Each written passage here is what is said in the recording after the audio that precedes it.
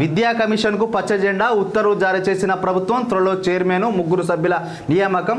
Member సెక్రటరీగా IAS అధికారి. శిశు విద్య నుంచి వర్సిటీ విద్య వరకు సమగ్ర విధానాల రూపకల్పన కమిషన్ లక్ష్యం.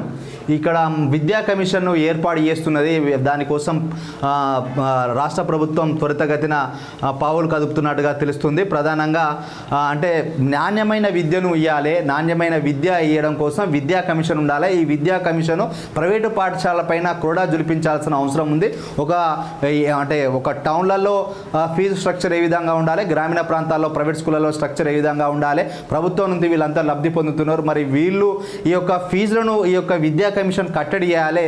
ఎందుకనంటే స్కూళ్ళు స్టార్ట్ అయిన వెంటనే 10 రోజులు అవుతుంటే వీళ్ళు ఫీజు అని చెప్పి పేరెంట్స్ను ఇబ్బంది పెడుతుంటా అంటారు. అదేవిధంగా బుక్స్ అని అంటారు, టై అంటారు, బెల్ట్ అంటారు, ఆ విధంగా ఐడి కార్డు అంటారు, ఫోటోలు అంటారు, క్యాలెండర్ అంటారు.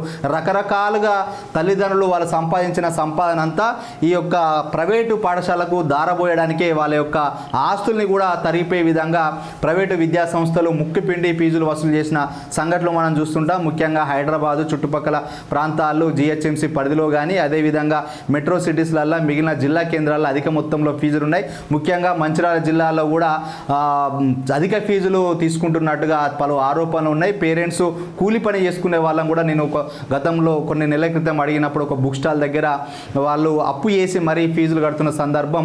పుస్తకాలకు కూడా 1వ క్లాసు ఎల్కేజీ వాళ్ళకు కూడా 3,000 నుంచి 5,000 వరకు పుస్తకాలకు ప్రైవేటు విద్యా సంస్థలు, ప్రైవేటు పబ్లిషర్స్ని సంప్రదించి వాళ్ళకు అనుకూలమైన అంటే బుక్స్ తయారు చేసుకుంటూ మంచి కలర్ ప్రింటింగ్ ఉంటుందని చెప్పి దానికి ఎక్కువ రేటు కూడా వసూలు చేస్తున్నారు. ఒక ఎల్కేజీ నర్సరీ స్టూడెంట్కే 3,000 నుంచి 5,000 వరకు ఫీజులు వసూలు చేస్తున్నారంటే ఏ విధంగా ముక్కుపిండి ఫీజులు వసూలు చేస్తున్నారో మనం అర్థం చేసుకోవచ్చు.